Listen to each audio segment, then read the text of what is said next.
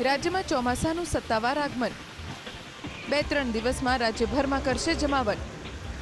રાજ્યના નાગરિકો અને ખાસ કરીને ખેડૂતો માટે હવામાન વિભાગે આપ્યા છે મોટા રાહતના સમાચાર.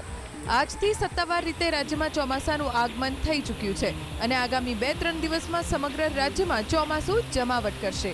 દક્ષિણ પશ્ચિમ ચોમાસું આગળ વધીને ગુજરાત, મધ્યપ્રદેશના કેટલાક ભાગો, મહારાષ્ટ્રના બાકીના ભાગો, છત્તીસગઢ અને ઉત્તરાખંડના કેટલાક વિસ્તારોમાં પ્રવેશી ચૂક્યું છે.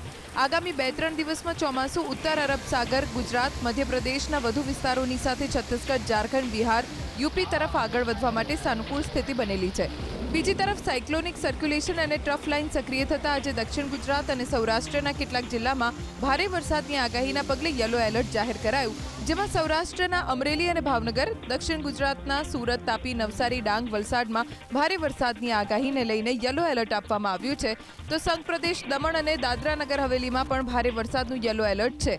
આવતીકાલે સૌરાષ્ટ્રના ગીર સોમનાથ, અમરેલી, ભાવનગર, મધ્ય ગુજરાતના પંચમહાલ, દાહોદ, વડોદરા, છોટાઉદેપુર જિલ્લાના છૂટાછવાયા સ્થળોએ હળવોથી મધ્યમ વરસાદ વરસી શકે છે.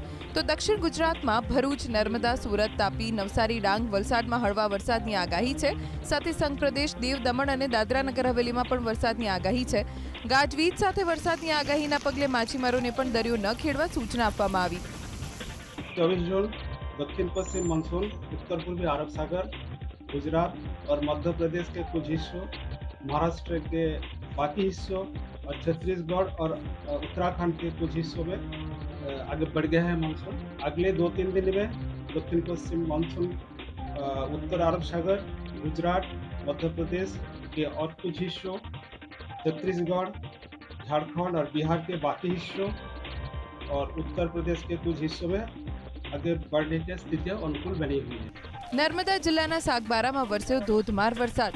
6 પૈકી ફક્ત સાગબારા તાલુકાના મંગળવાર રાતથી ધોધમાર વરસાદ વરસતા ચારે તરફ જળબંબાકારના દ્રશ્યો સર્જાયા. ટીવી સ્ક્રીન પરના દ્રશ્યો સેલંબાના છે, જ્યાં મંગળવાર રાતથી વરસી રહેલા વરસાદથી પૂર જેવી સ્થિતિ જોવા મળી. ભારે વરસાદના કારણે જંગલ વિસ્તારની નદી નાળા છલકાયા. ચોમાસાના આગમનની સાથે જ વરસેલા ધોધમાર વરસાદથી કેટલાક વિસ્તારોમાં પૂર જેવી સ્થિતિ જોવા મળી. સેલંબાથી નવાપાડા મહારાષ્ટ્રને જોડતા મોટા પુલ પરથી પાણીનો ધસમસતો પ્રવાહ વહેતો જોવા મળ્યો. પુલ પરથી વરસાદી પાણી વહેતા વાહન વ્યવહાર પણ પ્રભાવિત થયો. નર્મદા જિલ્લાના સાગબારા બાદ ડેડિયાપાડા પંથકમાં પણ વરસ્યો ધોધમાર વરસાદ. ડેડિયાપાડાના અલગ અલગ ડોમખલ, તાડપા, અણદુ, કણઝાઈ, ગડી, ગઢ સહિતના ગ્રામ્ય વિસ્તારોમાં ધોધમાર વરસાદ વરસ્યો. વરસાદને પગલે પૂર જેવી સ્થિતિ સર્જાઈ. પહેલા જ વરસાદમાં ડોમખલ નજીક તારવ નદીમાં નવા નીર આવ્યા. નદીમાં પાણીના ધસમસતા પ્રવાહના કારણે ડુમખલ ગામથી મહારાષ્ટ્ર તરફ જવાના રસ્તા પર પાણી ફરી વળ્યા. સતત ત્રીજા દિવસે ડાંગ જિલ્લામાં મેઘરાજા મન મૂકીને વરસ્યા. ડાંગના સાપુતારા, વઘઈ, સુબીરમાં વરસ્યો વરસાદ. ક્યાંક ધોધમાર તો ક્યાંક ધીમી ધારે વરસાદ વરસ્યો. ગિરિમથક સાપુતારામાં છેલ્લા 2 દિવસથી વરસી રહેલા ધોધમાર વરસાદથી કુદરતી સૌંદર્ય પણ ખીલી ઉઠ્યું. વાદળો જાણે જમીન પર ઉતરી આવ્યા હોય તેવા મનમોહક દ્રશ્યો સર્જાયા. તો સાપુતારા અને આસપાસના વિસ્તારોમાં વિઝિબિલિટી ડાઉન અને ધુમ્મસભર્યા વાતાવરણના કારણે વાહન ચાલકોને હાલાકી ભોગવવાનો વારો આવ્યો. આ તરફ સુરત જિલ્લાના ગ્રામ્ય વિસ્તારોમાં પણ વરસ્યો ધોધમાર વરસાદ. કામરેજ તાલુકાના ઘાલા, કરજણ, નવી પારડી સહિતના ગ્રામ્ય વિસ્તારોમાં ધીમી ધારે વરસાદ વરસ્યો. ધીમી ધારે વરસેલા વરસાદથી વાતાવરણ પણ ઠંડુગાર બન્યો. અમરેલી જિલ્લામાં મન મૂકીને વરસ્યા મેઘરાજા. રાજુલા પંથકમાં સતત બીજા દિવસે છવાયો વરસાદી માહોલ. રાજુલા શહેર અને ગ્રામ્ય વિસ્તારોમાં પવન સાથે વરસાદ વરસ્યો. રાજુલા શહેરના અલગ અલગ વિસ્તારોમાં વરસાદ તો ડુંગર, માંડળ, કુંભારિયા સહિતના ગ્રામ્ય વિસ્તારોમાં ધોધમાર વરસાદ વરસ્યો. વરસાદને લઈ રોડ રસ્તા પાણીથી તરબોળ થયા. સતત વરસી રહેલા વરસાદથી વાતાવરણમાં ઠંડક પ્રસરી તો ખેડૂતોના ચહેરા ખીલી ઉઠ્યા. 7 જુલાઈથી મેઘરાજાની થશે જમાવટ. ગુજરાતમાં વરસી શકે છે ભારે વરસાદ. અનુમાન વ્યક્ત કર્યું છે હવામાન નિષ્ણાત અંબાલાલ પટેલે. અંબાલાલ પટેલના અનુમાન મુજબ 28 અથવા 29 જૂને બંગાળના ઉપસાગરમાં લો પ્રેશર બનવાની શક્યતા છે.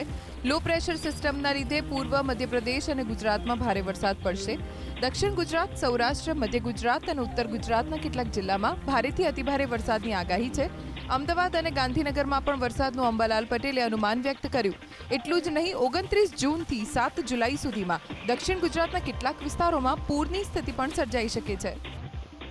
દક્ષિણ સૌરાષ્ટ્રના ભાગોમાં પણ ભારે વરસાદ થવાની શક્યતા રહેશે. ઉત્તર ગુજરાતના કેટલાક ભાગોમાં લગભગ મહીસાગરના ભાગો, આ ઉપરાંત પંચમહાલના અન્ય ભાગો અને વડોદરાના કેટલાક ભાગમાં વરસાદ થવાની શક્યતા રહેશે. કેટલાક ભાગમાં ભારે વરસાદ થવાની શક્યતા રહેશે અને કોઈ ભાગમાં અતિભારે વરસાદ થવાથી ક્યાંક જળભરાવ પણ થઈ શકવાની શક્યતા રહે.